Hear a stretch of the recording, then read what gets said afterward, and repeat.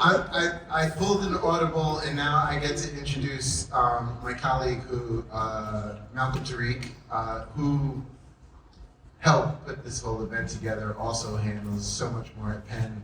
I'm really, really excited to welcome him up here. Don't get distracted by what's on the screen, Malcolm. Everybody's just entertained. Wow, bing, bang, bang, boom. I want you to think of your own sound effects as it happens. But let's give it up for Malcolm. Yeah.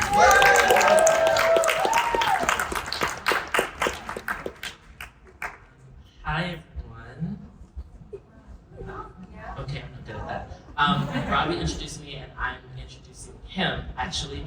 But I also wanted to welcome you into the space and to thank you for coming. So first, a round of applause to you. It's Wednesday. It's hard to come out when it's dark at 3 p.m., so we really appreciate you coming out. What did I want to say? Also, thank you to our performers, presenters who are here today with us, all 5 of them. And this is, I mean, these people charge a lot sometimes. And so they're doing this out of the kindness of their hearts and to support the writers that we are all here today uplifting. So we really appreciate you coming out. And I'm really excited to hear you read and just experience everything. Thirdly, thank you to Alberto, our ASL interpreter. He would normally be here with a co-signer, and right now it's just Alberto, so we definitely appreciate you and are grateful. And then, you were supposed to be last, but lastly, thank you to the PEN America, oh no, you're not last. Thank you to the PEN America staff. If you're here, the PEN America staff, stand up.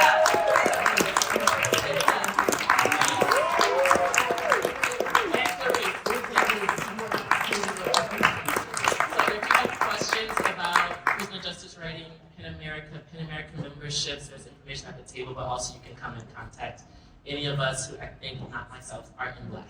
Not on purpose. Well, okay, that's not a good joke. And finally, thank you to Brick for welcoming us into the space. We're really excited to be here. I don't know if you noticed, it's the whole gallery exhibit. And so we're just adding more art to the art that's here. And Brick is a wonderful space, wonderful services.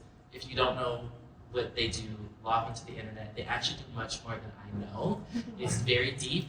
So there's something for you there at Brick. As much, I realize I give them a lot of praise, as much as there's much for you at PEN America. So pen.org/prison-writing, there it is. Yeah. Not now, but maybe later, because you're paying attention to me, you will subscribe to Works of Justice, which is our monthly content series, podcast, newsletter, blog, and I can tell you more about that later. I think that's pretty much all I was charged to do. Oh, PEN memberships at the table. I cannot tell you much about the specifics of that, but you will be informed about all of our events. You get discounts to the World Voices Festival, which is in May. It's in May. It's like a week long, lots of events. You will want to be there, excellent panels, and a host of other events and opportunities in support of incarcerated writers, but also free expression for all writers and people in the world, /us.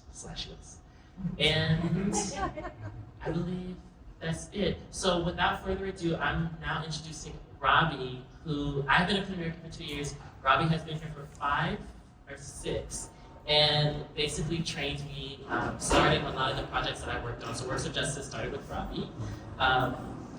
He's the holder of a lot of information on our team, and he's a wonderful MC, so I love giving him the floor. And he's a mastermind of a lot of things he won't tell us about, and maybe he'll tell you some of them. So thank you all for being here.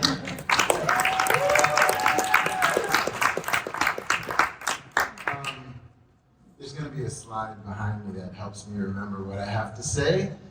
And yes, the interesting thing about this slide here is because it kind of breaks down the work that we do into like different components, but at the heart of it is bringing the work that's happening inside into the outside world, and not just the work, we're really down to building connections between people inside and outside. And there's a reason we do that, there's a why. We don't even talk about it a lot. You won't really find it on our website. It's the kind of thing that lives in reality, not in like grant funding reports and in whatever. It's the kind of thing that like when you walk down a block and you feel safe, that's part of the why. When someone needs a hand and there's 20 people around who can help them out, that's part of the why. When we talk about a subject and we feel like we're proximate to it because we've invested some of ourselves in it and we've received that in return, that's all part of the why. This is an extemporaneous speech. I do this very often. And then you hit like a good point where you're like, wow, that really landed. I see nods. And then you're like, I have nothing left. I've been at Penn for a little while. And also, this is all the preamble just to get you warmed up for the great work that you're going to hear. I want to keep presencing that work.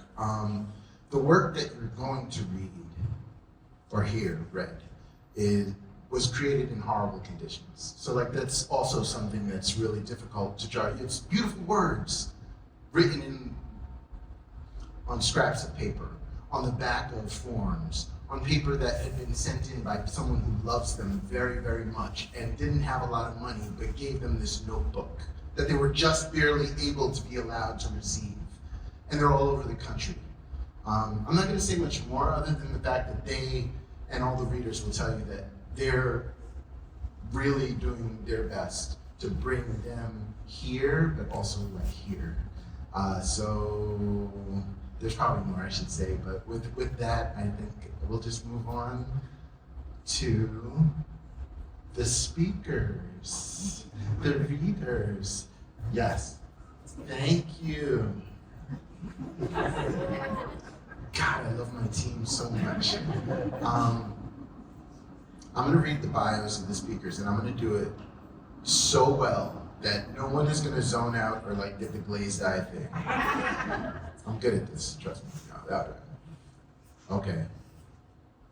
How you say your name? Me? Yeah, you. Kalyne Coleman. I knew that, I was gonna say that. It's nice when you say it too. Okay, see, we're making this interactive. I didn't know y'all was gonna get this. Kalyne Coleman was born and raised in Richmond, Virginia. Shout out Richmond, Virginia. Okay. You know what I'm talking about? Putting place in the place. She is a graduate of the Brown University Trinity Rep MFA in the acting program and the University of Pennsylvania. TV credits include Reality with a TV Star, Grace, Interview with a Vampire on AMC, So Help Me Todd, Evil, and the 2020 ABC Discovers Talent Showcase. Off-Broadway credits include What to Send Up When It Goes Down, Lorraine Hansberry and Nikki Giovanni, Lessons in Survival and Lay America, The Sad Demise and Eventual Extinction of the American Negro. This reads like a poem. In fall 2023, Kalyne made her Broadway debut in Jaja's African Hair Braiding by Jocelyn. Yeah, y'all might have heard of that. Welcome. Welcome. Okay. Suzanne Gardinier. Am I pronouncing that correctly? Gardinier. See, I love this. Are y'all with me still? Was that? All right. Suzanne Gardinier. I'm so grateful to you for, all right. Is the author of 1, 2, 3, 4, 5, 6, 7, 8, 9, 10, 11, 12 books. Just let that sit for a second. Okay. Including today, 101 ghazals. Who knows what a ghazal is? Raise your hand. Okay, somebody in the front knows stuff. If you don't know what a ghazal is, get your phone out and Google. All right. Seriously, get it out and Google. No, I'm playing. I'm messing up your intro. All right. She teaches at Sarah Lawrence College and the Bedford Hills Correctional Facility for Women, and she lives in Brooklyn. Shout out Brooklyn. Okay, I'll get faster now, because this is, I know, I'm asking for a lot. Just fast enough. Set. All right. José A. Pérez is a poet, José, shout out, is a poet, writer, and foster care reform abolitionist advocate, a native New Yorker. He grew up in Queens as a system-impacted person in foster homes, group homes, and other juvenile institutions. While incarcerated, Pérez earned an AA from Bard College, a bachelor's from Nyack College through Hudson Link, shout out Hudson Link, and capped his academic career with an MPS from the New York Theological Seminary. Damn. Okay. He has facilitated theater and poetry workshops, including the Harvest Moon Poetry Collective with beat poet Janine Pomi Bea, and hosted poets like Naomi Shabab Nye and Amiri Baraka. As an actor, Pérez recently performed at the Bushwick Star Theater in Quince, One Whale's Tale Productions. He is Quince. I knew that. Quince. It was a beautiful production. I saw it on social. Okay. He's also been a servant leader as an alternatives to violence facilitator, including work with gang-involved youth at the Center for Alternative Sentencing and Employment Services as a community benefits project supervisor. Currently, Pérez is a project manager of Youth in Power, Transforming Care for the Children's Defense Fund. 2 more readers. Thank you all for going with me. I want to bring the mood down too for the last 2, because like, why not, right? So. Hugh Ryan, shout out you, is a historian and author. It says an historian. Is it correct to put the an article before historian? Yes. The article an. All right. Hugh Ryan is an historian and author. Y'all have a lot of Googling to do, I just want to say. Most recently of The Women's House of Detention, A History of the Prison That Dominated Greenwich Village in the 20th Century, an incredible book.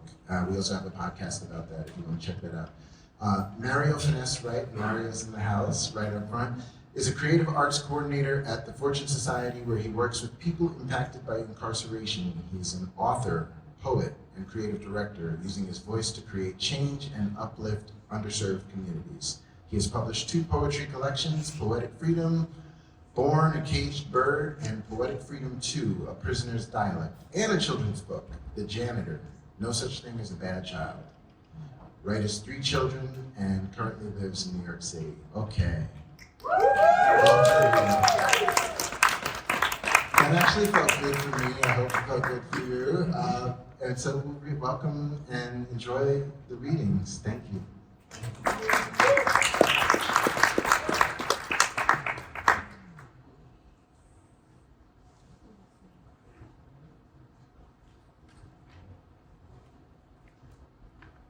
Hello, everybody. My name is Mario Finesse Wright, and first I want to say that, I'm formerly incarcerated, and I submitted work to PEN America while I was on the inside. So just having someone to send my stuff to, that was important to me. I was one of the first people I sent stuff to. So I'll be starting off with 2 pieces from brothers on the inside. The first one is Mythos by Joel Davis. Every introduction revolves around crime and criminality. What are you here for?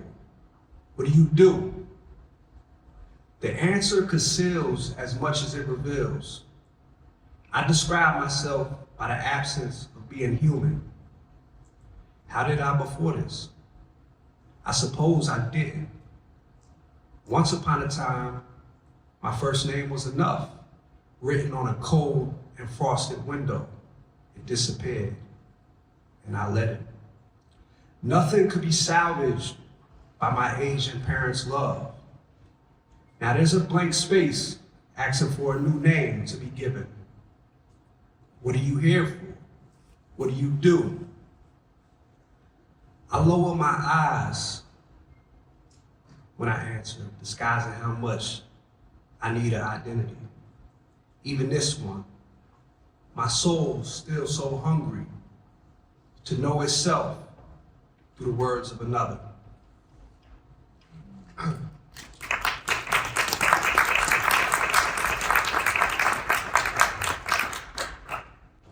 This is Prison Dad by Andrew Sue. The first snow of the season had already fallen, and it was the start of a bitter winter. It was a frigid November afternoon, and I was working the child line in the prison's kitchen, scooping ladles of mystery slop on hard plastic trays. It was my job to feed the hungry, hapless masses. I was the line leader, and I yelled out, "On the new," notifying my comrades in arms, my co-workers, that the new arrivals were lining up to get fed. Looking over this motley crew of fresh bodies, I was used to seeing a series of grimaced black, brown, and white faces of the incarcerated. But today, there was an outlier amid the status quo. He was a tiny little thing. He stood 5 foot nothing. His silver hair was matted and disheveled, eyes bloodshot red, and his yellow skin was weathered from a lifetime of hard work. The little old man was dressed only in a thin cotton mustard yellow jumpsuit designated for the new arrivals. He shivered from the cold as he blindly plodded forward with the rest of the scared, tired, hungry newbies. Give me that water. I felt something stir within me, and I instinctively knew he was Korean. Searching out the old man, I walked over to him and tapped him on the shoulder. I greeted him in our native tongue of Hangul, Korean. "Hello, father. Are you okay?" He looked utterly perplexed, but after a few moments, there was a sense of recognition. I saw his dull, tired, almond-shaped eyes light up because he realized I was talking to him in our native tongue. Exchanging a few quick words with him in Hangul, I knew he needed my help. I placed my hand on his little shoulder and I told him, "Everything is gonna be all right." He looked back at me. A thin smile spread across his weathered face, and his wary little eyes began to water as he nodded with the understanding that he was going to be safe. I volunteered to be his interpreter. I was summoned to orientation for the new arrivals. I was going to see the old man, so I smuggled a winter hat, a pair of gloves, a bar of soap, and a small bag of peanuts on my persons. I handed him these little trinkets, and his fingers began to tremble as he accepted my meager gifts. He thanked me and called me sir. I was set aback and was embarrassed that this man, who was many years my senior and who had more life experiences on one finger, thought it was necessary to call me sir. I would eventually learn the old man's story and his harrowing journey within the criminal justice system.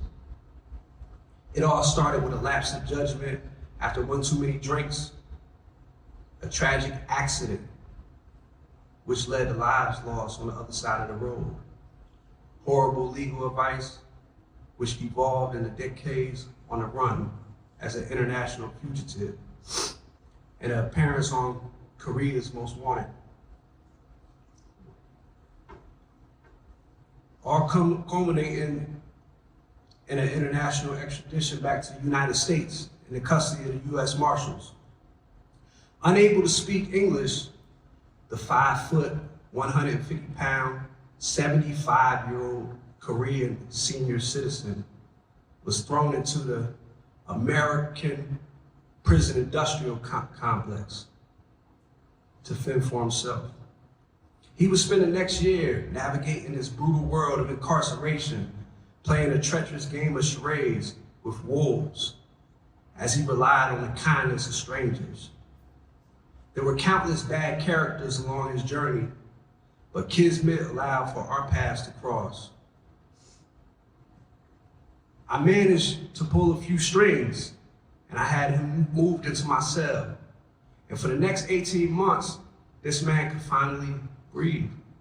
He no longer needed to worry about navigating this world of incarceration all alone. I was here, and I would be his voice. During our time together, we developed a familial bond. I do not remember how it exactly happened, but I jokingly started calling him my Gangpei Abuji, which literally translates to gangster father in Hangul. The old man laughed when I shared this with him, and he readily embraced his newfound moniker. From this point forward, he became my prison dad, and I was his prison son.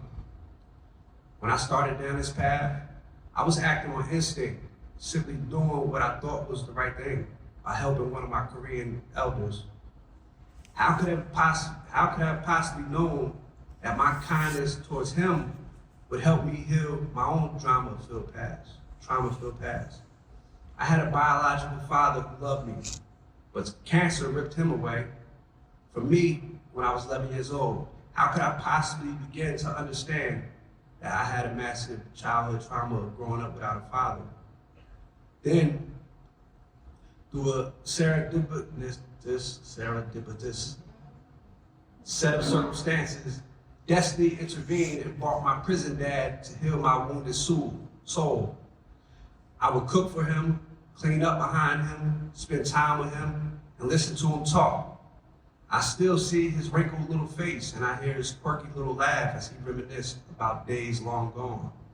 Sharing countless hours in our tiny metal enclosure, we spoke in our native Hangul as we bonded together as father and son. In the desolate world of incarceration, we were both able to find glimmer of love, happiness, and healing. As with most stories, there's highs and lows. Unfortunately, my prison dad had to deal with the reality of his decline in health. He had a laundry list of ailments. He was in his late 70s. He had high blood pressure, diabetic, broken bladder, a serious case of insomnia, and a persistent cough, which would later be diagnosed as lung cancer. I was his interpreter, so we spent hours together in a prison sick hall, waiting to see a pathetic medical professional. I know he felt guilty that my days were consumed with his problems, but this was my duty, and I loved him. Others may have failed him, but it wouldn't be me. Thank you.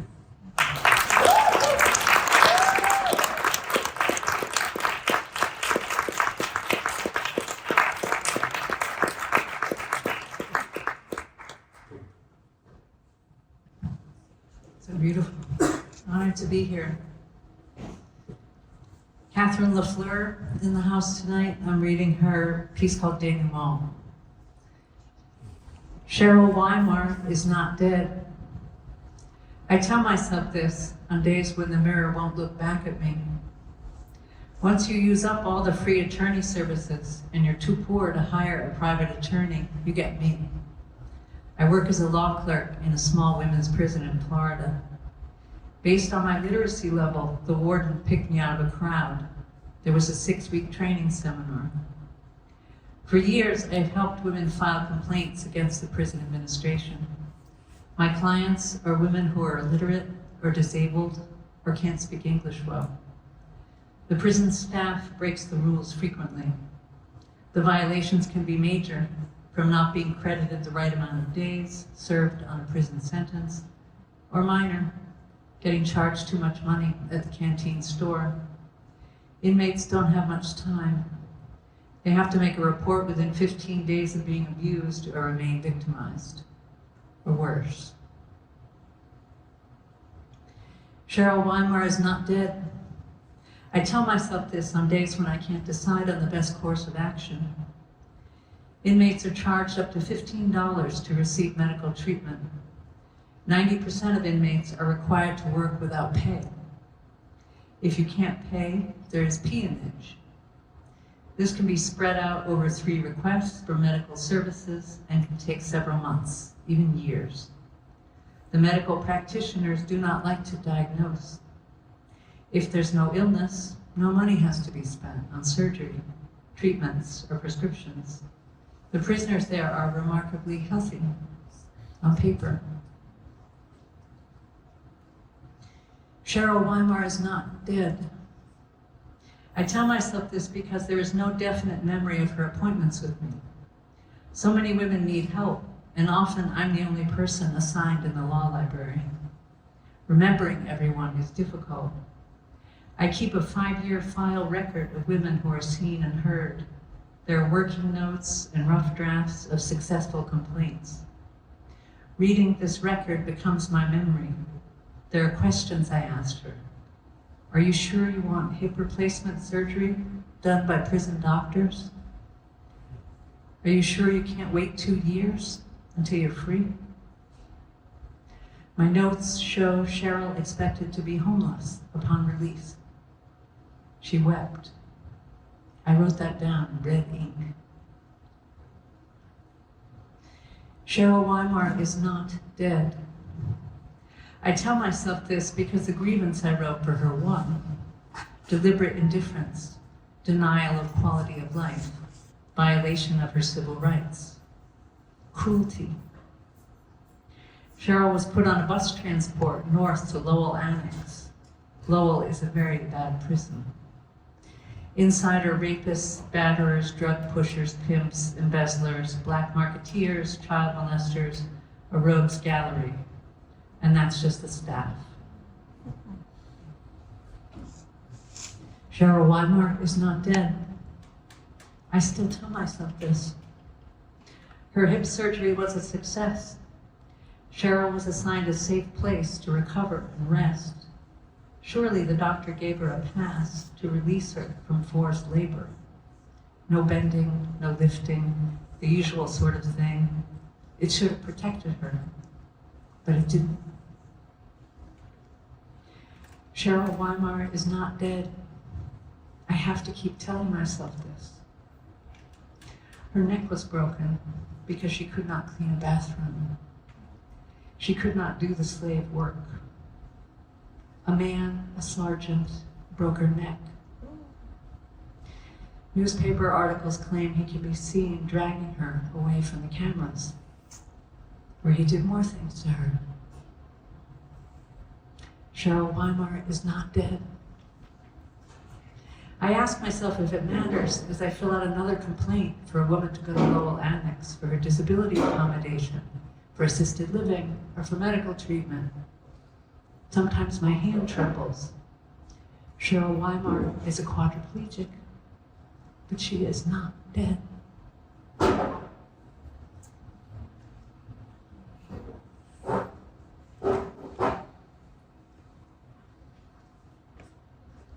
This is Emilio Fernandez, presente. Anatomy of a Cell, 4 Ways, after Anne Panning's Vietnam 4 Ways, and it's in 4 parts. 1, roommates. I'm afraid of spiders. Well, not anymore, sort of. I've come to realize their usefulness. Tucked into high corners of myself, webs waiting to snare the unsuspecting gnat, they devour that which annoys me, leaving a floating cemetery filled with arthropod exoskeletons. It pains me now when colonels or wardens command us to wipe away those webs during inspection. Don't they see their beauty, their benefit? If only those on the other side of the fence wouldn't fear me, but recognize my usefulness instead of wiping me away like trash. 2, made in India. 55% poly, 30% acrylic, 10% cotton, 5% other. The other consists of a spectrum of thread combined with strands of golden tinsel and snippets of fishing line. This blanket bleeds charcoal gray hues that make the swamp summer sizzle, yet teams up with a twin to keep me warm when I can't shut the window in winter. It has drunk tears tinged with sweat as minutes, hours, days, months, years have piled atop a steel slab. The tag says it's authorized for use at homeless shelters, a perfect match, as home is still so far away. 3, closet space.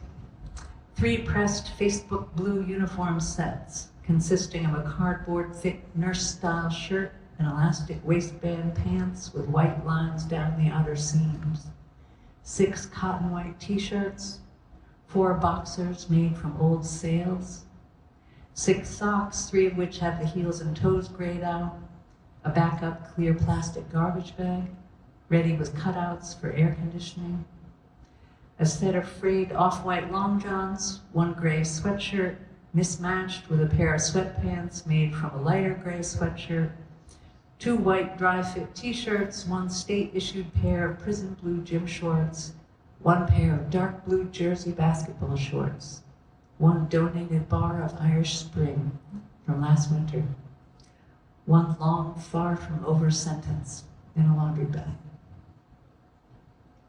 4 stitches. My sneakers are scarred, a size 10 6-year-old pair of New Balances that no longer live up to their name. They have persevered even as I have subjected them to a soccer field with more rocks than weeds. They've been sewn and patched using paperclip needles, waistband elastic threads, and a plethora of pieces from discarded Crocs and boots. They recently lost their souls and have been dubbed Frankenstein. Maybe if I was free, I would throw them away, but I'm not, and I won't. Not just out of necessity, but because they remind me of me.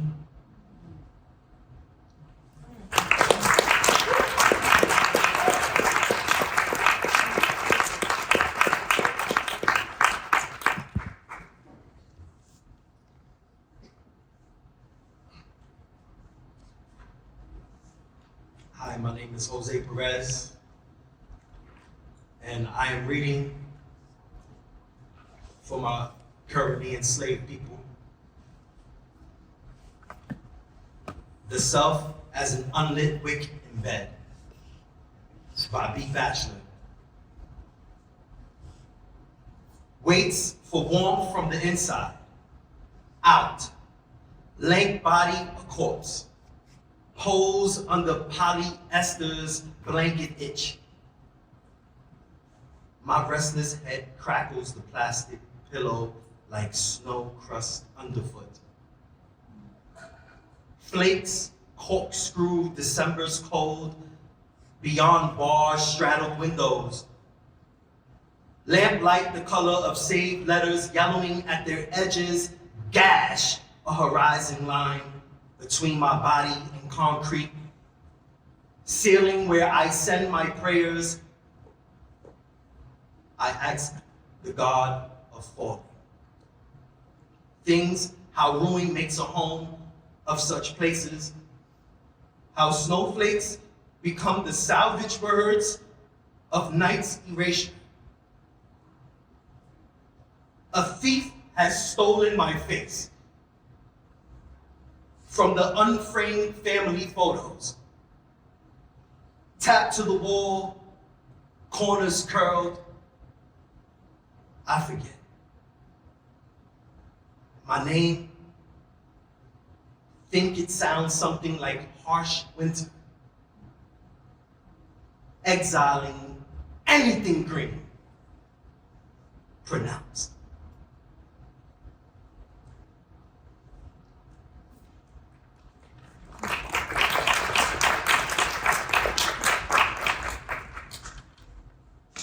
The Bogeymen by Rashuan Black.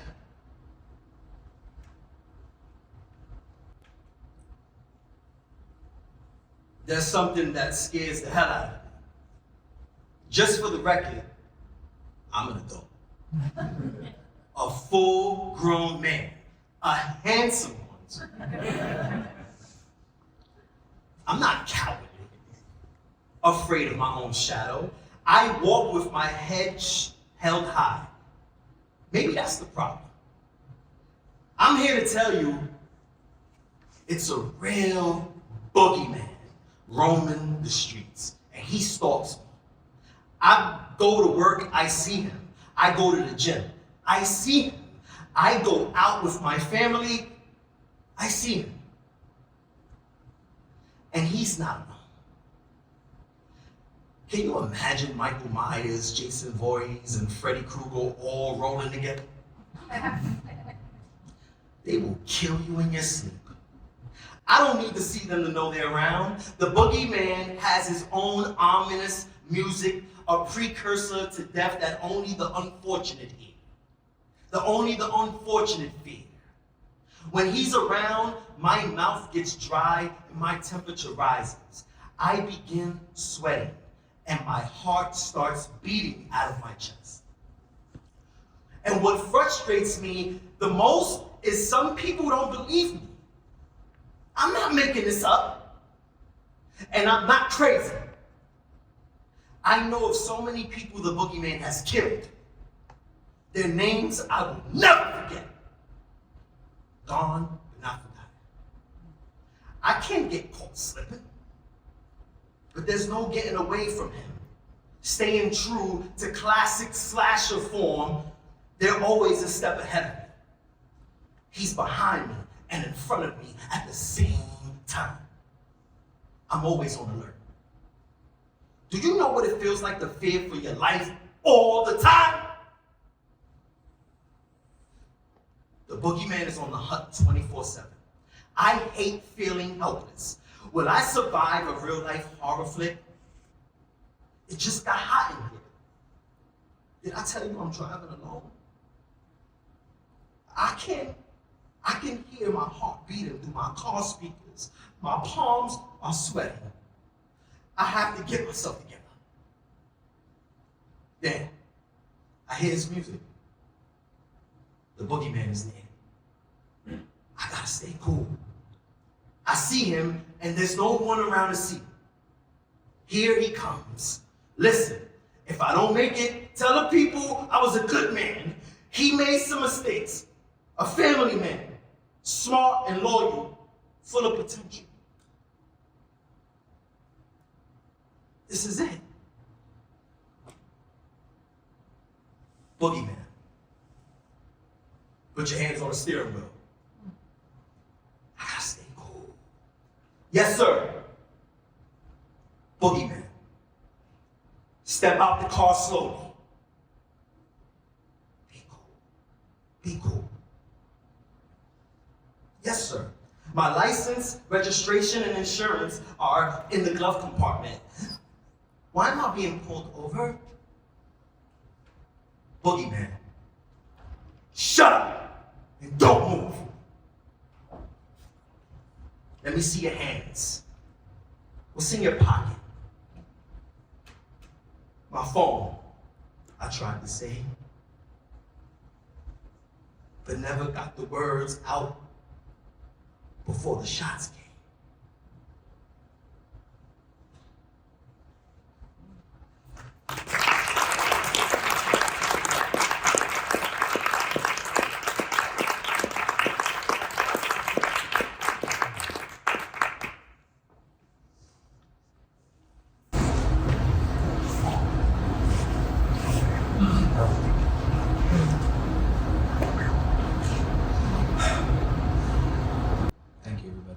It's an honor to be here tonight.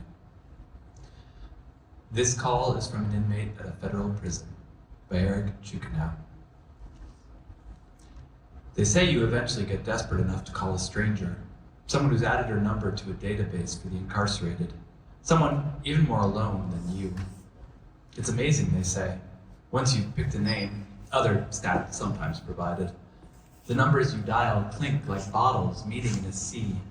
Each distant ring a pair of whirring lips held millimeters from that ticklish hinge on the flange of your neck. Will she have the high, lilting self-possession of the weather girl on the radio? Or will her hello scrape and knock like a stone being winched out of a wall? And what do you say when she actually accepts? They say not to say anything. Is it to her that you admit that you're not even sure if freedom is what you want anymore? Just listen to how sorry she is about your situation. It's important to close your eyes. The breeze, she says, billows her bedroom curtains won't reach you, drunk on the way by ghosts. But the shiver you get is more, you'll know, than you deserve.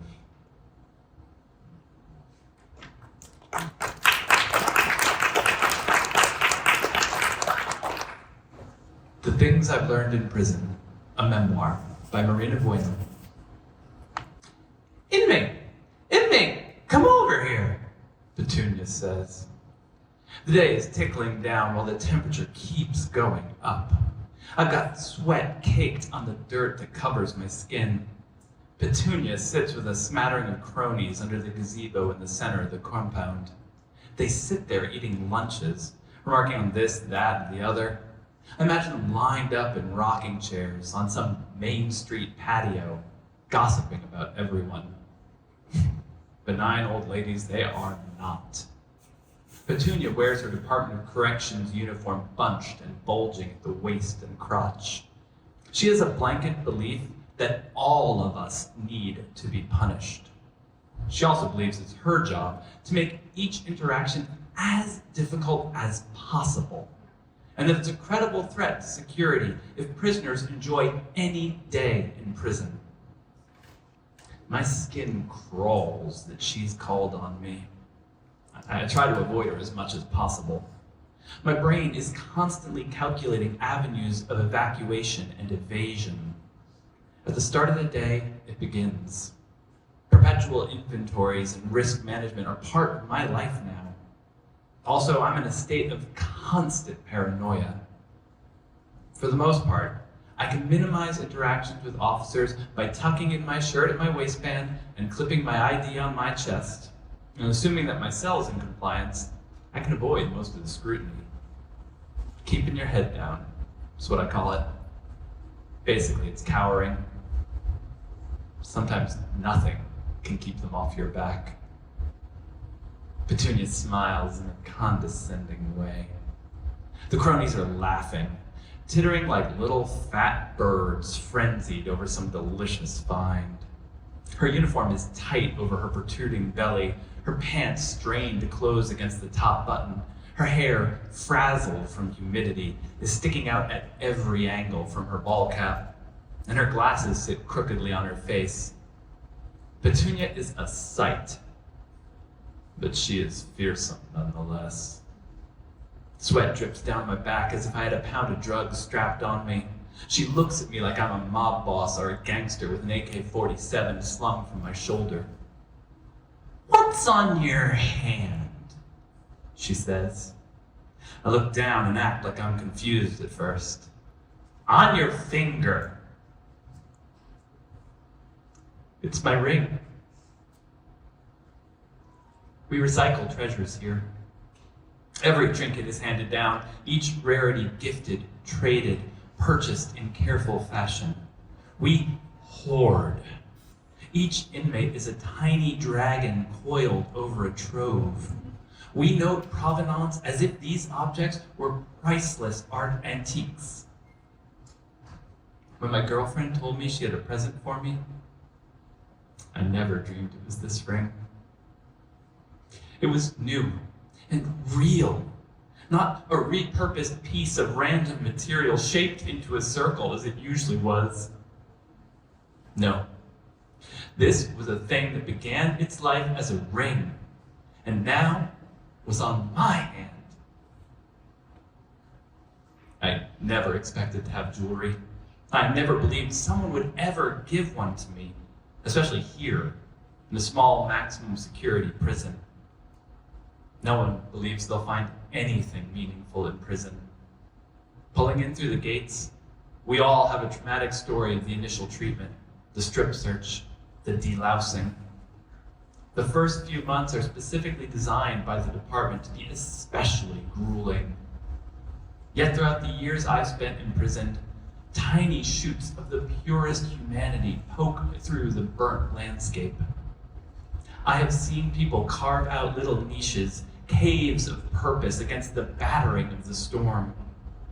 Friends and lovers, roommates and coworkers cluster together, molding lives out of our numbered days.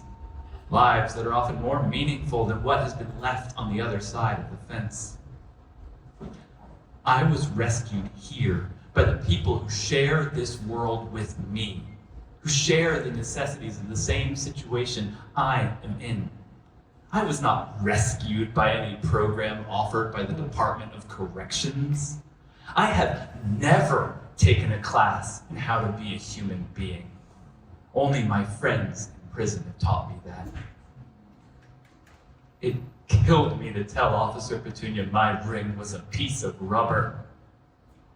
It wasn't a lie, but an intentional demeaning of something special to me.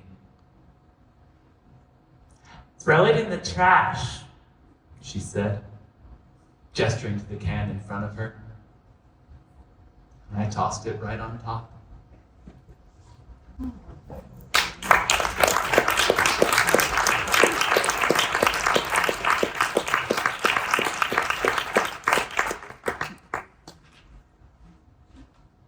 Everybody okay? Anybody need a break?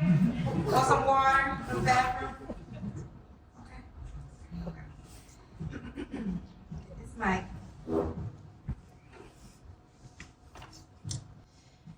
Not Pictured by C. Fausto. When I'm not pictured, my contributor's bio reads, "I've been incarcerated since 2003. An alma mater of hard knocks and restriction chosen. I live an audacity of words without pics to serve my social substance. Unupdated, unscrolling, unseen. Am I the substance of a surname? Which brand of Hispanic do I become?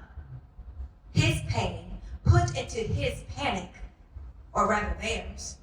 A shade seldom blonde or blue, tattoos crawling to whisper what's in store, head shaved clean as a pool or garden, farm fresh.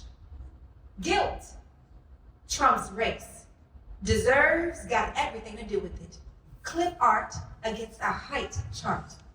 A smirk and shadow of bars or chicken wire can't combat nightly news predators or police drama villains. A stupid kid's compounded brokenness doesn't sit on a seesaw with behavior. During my trial, the prosecutor posted a mugshot of me, exhausted, apathetic, and angry after a 2 a.m. traffic arrest on a screen next to me to remind the jury of who I am. Instead of my senior class picture, smiling, curly haired, and carefree in a button-up, more suited for my funeral. I was too black in the suburbs, said to be a token. I was too white for the city's pointed nose and over-enunciated. I never spoke fluent enough Spanish or cared enough to learn. I am an outlaw. My default doesn't exist. No matter who you are, I'm never one of you.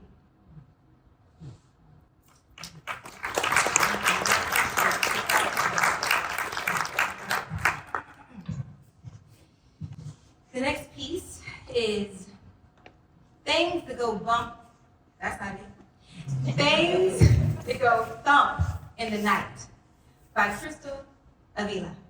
And as you're listening, I invite you to listen however that is comfortable for you, whether that is looking at me or closing your eyes and trying to imagine the thing that Crystal is speaking to.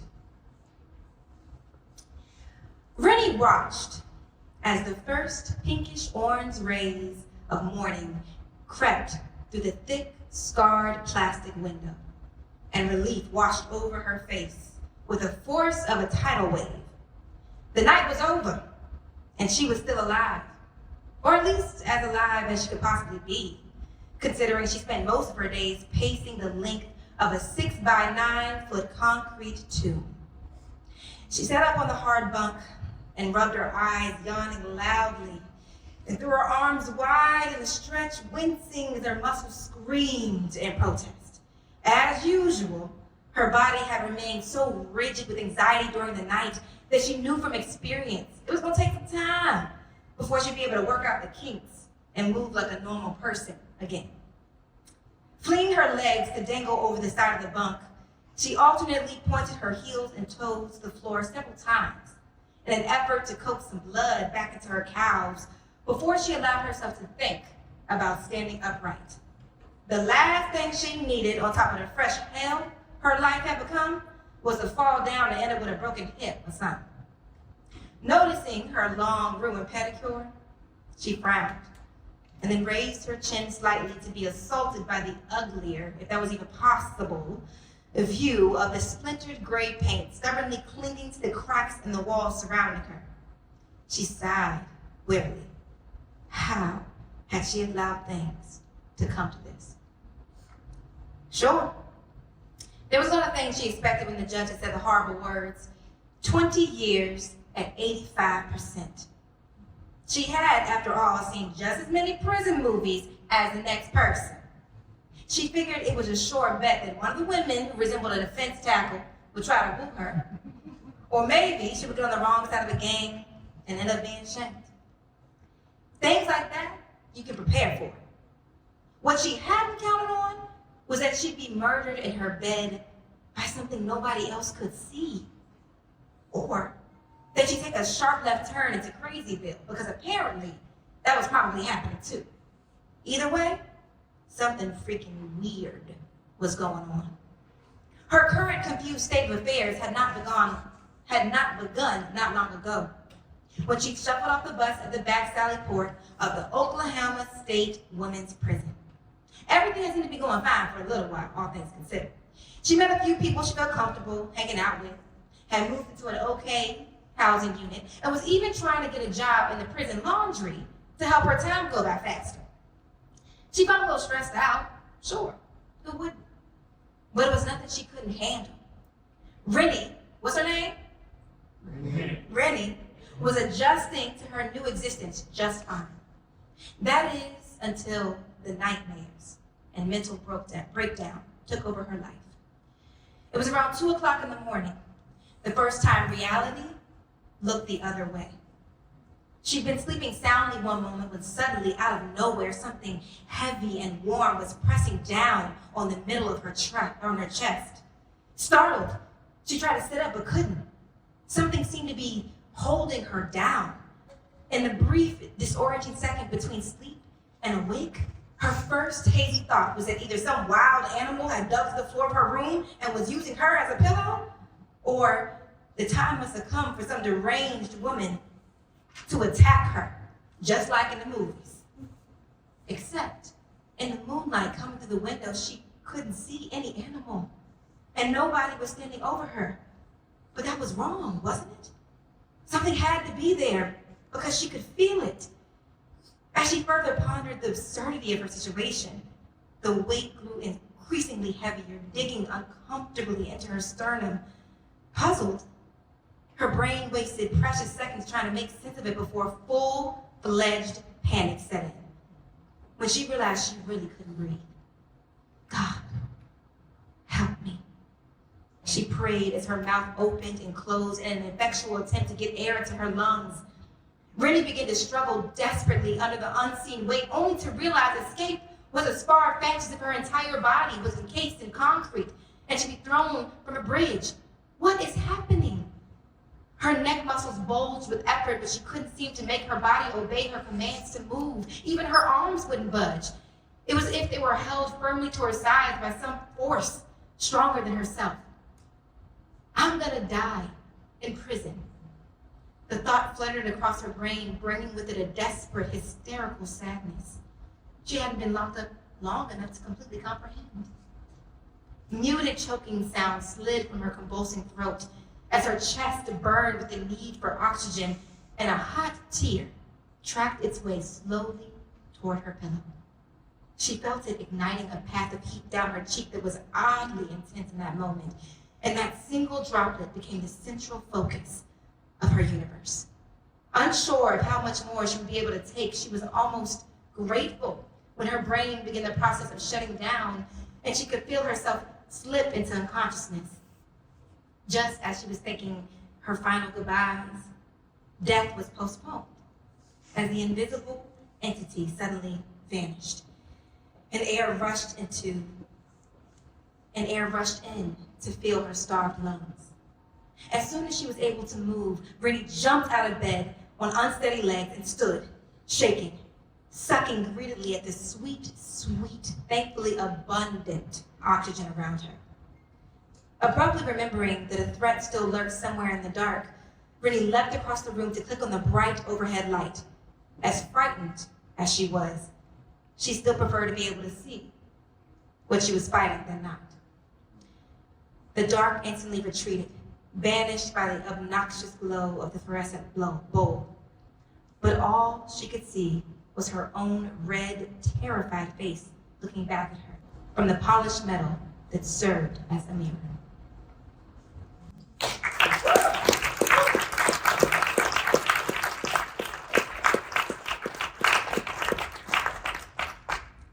And this next piece, which will be done by this incredible ensemble right here, is called I Vaguely Recall What Flowers Are For. I Vaguely Recall What Flowers Are For by Meyers.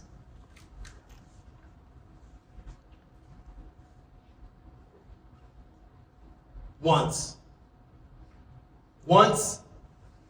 every block had its own pair of gardens, each unique and carefully tended, with an eye to the garden prize for sure, but mostly just for the joy of it. Each block entrance flanked by circles of flower, defiant beauty. A last hint of hope before we re-entered the confinement, the chaos and competition, the bland uniformity of man in brown next to man in brown and guards in dull gray and black. Cell door after cell door, the brown once white of the walls, concrete steel, chipped asphalt tile in shades of brown and sickly blue. The eyes, always the eyes, cameras, COs, our brethren vigilant, eager to catch a slip, a fall, air stale with sweat and twice burned tobacco and acrid deuce with feet and farts and greasy food. But outside, they wailed. They waited. Too far from the walk for us to smell without risk, but close enough to see and to hear their vegetable murmurs, ever at ease, gentle. These flowers imprisoned, as we are imprisoned, but setting their own time, watching for rain and sun and night and nothing more than the season's slow cycling.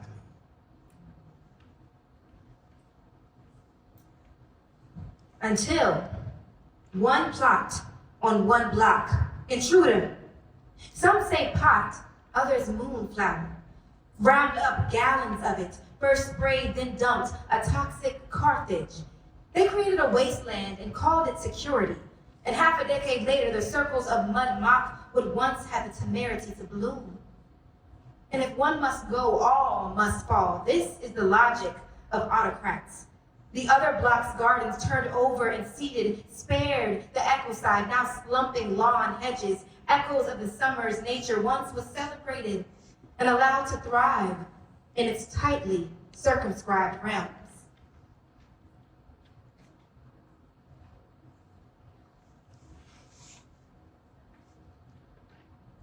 And our last tree, a few feet tall, a few inches round, more twig than tree, apple, pear, and it died before we could know its blossoms or its fruit.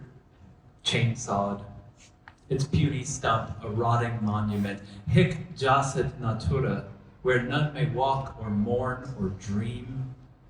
Daylilies, special clumps marking the honor block walk, torn out by a maintenance brown shirt on a bobcat. A bobcat! A toy for men whose joy is destruction. Subjugation beneath heavy lug tires and diesel exhaust. The anger of the bobcat's bucket gouging the scant few inches needed to deracinate lily bulbs, scraping, lifting, dumping, bloomless lilies and scraps of lawn and hapless worms, all too literal, too painful to be metaphor.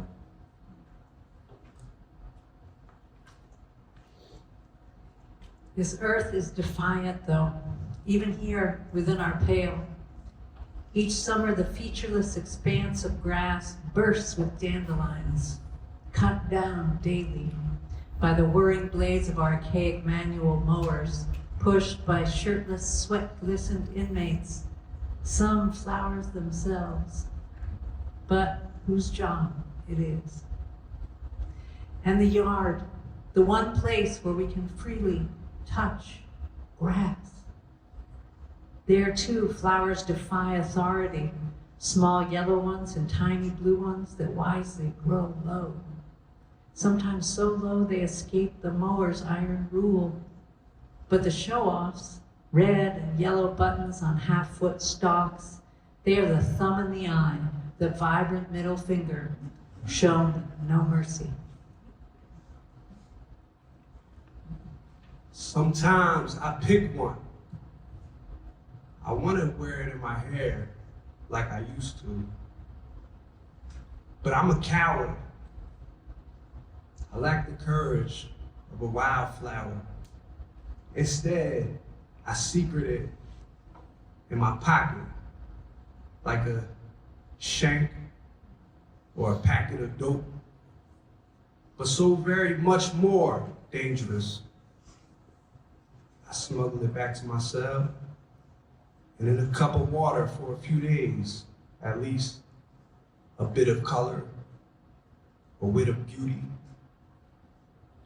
It is withering, I realize, all this impermanent and constant, even concrete, and concertina wire, even lives of pointless repetition and banal dullness. I thank the bloom for its sacrifice. And remember, this is a flower. This is life. My cell is not my whole world.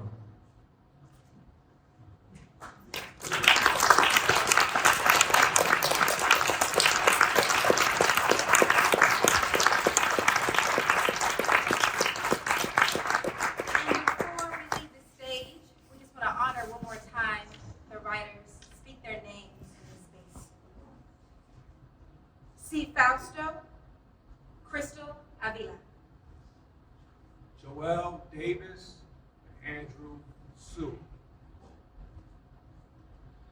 Eric Tscheukenow and Marina Bueno.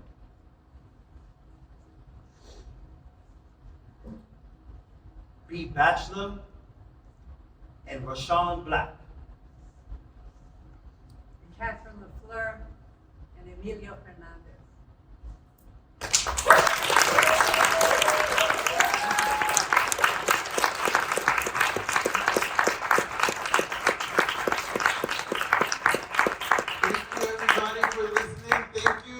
The book that contains all these pieces you heard and more is for sale. There's a QR code up there. And then we have a little reception. We have to be out of here by 9. So drink up and talk up and we'll get out of here. All right, thank you all so much. Let's go.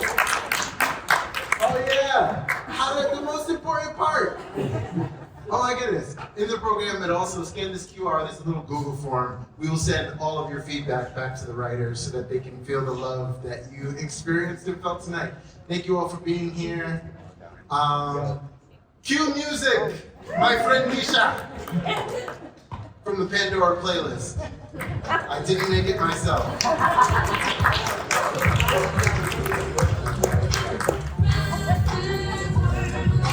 Thank you, sound people. Yeah. Thank you, Rick.